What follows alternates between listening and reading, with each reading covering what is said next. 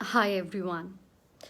एक बहुत important case है जो सबकी नज़रों में बिल्कुल भी नहीं है।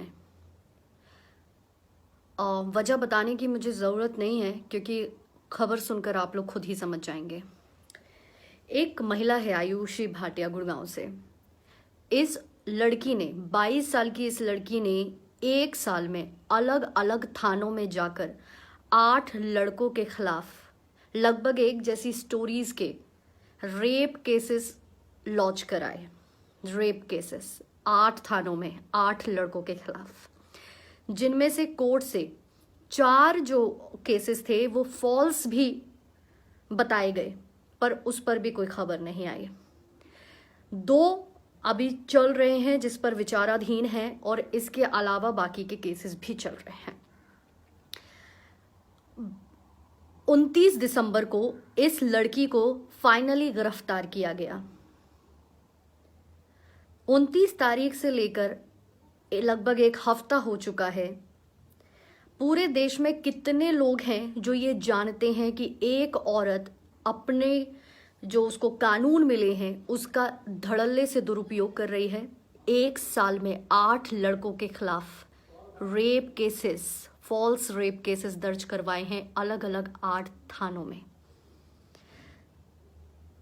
और मैं बहुत स्ट्रॉन्ग स्टेटमेंट देने वाली हूं। मुझे पता है कि इस स्टेटमेंट के बाद बहुत से लोग मुझे क्रिटिसाइज कर सकते हैं, लेकिन this is very strong statement I am going to give.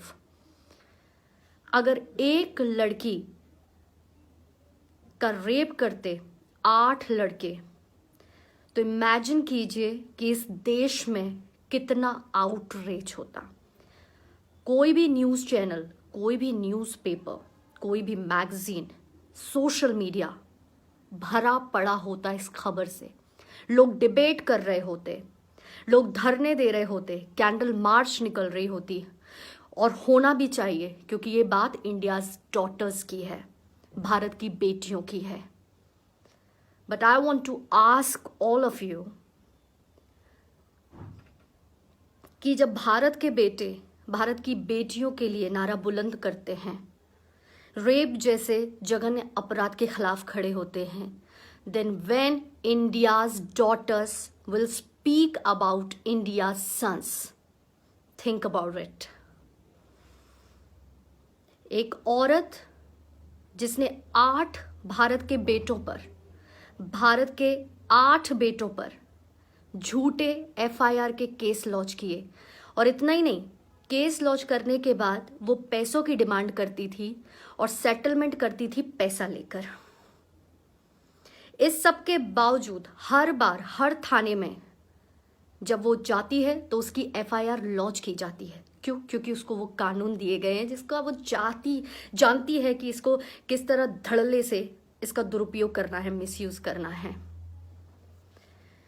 Bharat के सारे न्यूज़ चैनल से मेरी विनती है, कुछ आर्टिकल्स हैं दैनिक भास्कर, आज तक, जिन्होंने दिखाया है, लिखा है, कुछ छोटी छोटी सी स्पेस दी है न्यूज़पेपर में। मैं कोशिश कर रही हूँ कि आपको दिखे, ये छोटी छोटी सी स्पेस दी गई है, लेकिन इस पर कोई डिबेट नहीं है। इस पर किसी भी न्यूज़ चैनल में कुछ 1 मिनट, 2 मिनट, 3 मिनट का स्पेस तक नहीं दिया गया है कि इस खबर पर कोई बातचीत की जाए। बात भारत की बेटियों की होती है, बहुत खुशी होती है कि भारत की बेटियों की इतनी बात होती है, but what about India sons? क्या देश के बेटे, जो महिलाएं अपने मिले हुए कानूनों का दुरुपयोग कर रही हैं, उसको धड़ल्ले से दुरुपयोग करती रहेंगी और हम आंखों पे पट्टी बांध के देखते रहेंगे? नहीं। मुझे मालूम है कि जब कुछ गलत मेरे साथ होता है तो मेरे साथ मेरे दोस्त जो कि मर्द हैं वो खड़े होते हैं। उसी तरीके से वो मर्द जिनके साथ गलत हो रहा है, जस्ट सोचिए कि एक रेप एलिगेशन किसी व्यक्ति का और उसके परिवार का किस तरीके से जीवन बदल देता है, किस तरह से सोसाइटी उसको देखती है। और ऐसे में हम बात ही नहीं करना चाहते, ऐसे में हम ऐसी औरतों को एक्सपोज नहीं करना चाहते। विनती है, बोलिए, देखिए, थोड़ा सर्च कीजिए, कुछ नहीं तो गूगल पर जाके, यूट्यूब पे जाके जरा देखिए इस औरत के बारे में। इसका नाम आयुषी भाटिया है। कई न्यूज़पेपर्स इसका नाम भी नहीं शो कर रहे हैं क्योंकि वो औरत है। लेकिन आदमी के ऊपर जब जब सिर्फ वो अक्यूज होता है, जब उस पर कोई आरोप लगाया जाता है, तो उसका नाम ऐसे छाप दिया जाता है जैसे कोई वर्डिक्ट दे दियो कि वो रेपिस्ट है। इसका नाम आयुषी भाटिया है, ये गुड़गांव से है और 22 साल की है और 1 साल में 8 रेप केसेस इसने लॉन्च किए हैं, फॉल्स रेप केसेस।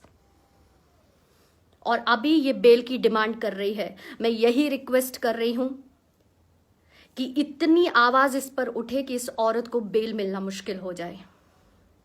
ऐसी मक्कार औरतों को जेल में ही रहना चाहिए। और जो रेप विक्टिम के लिए, रेपिस्ट के लिए सजा की डिमांड करते हैं ना, वो झूठे आरोप जो औरतें लगाती हैं, उनके लिए भी वैसी ही पनिशमेंट डिमांड कीजिए। Thank you so much.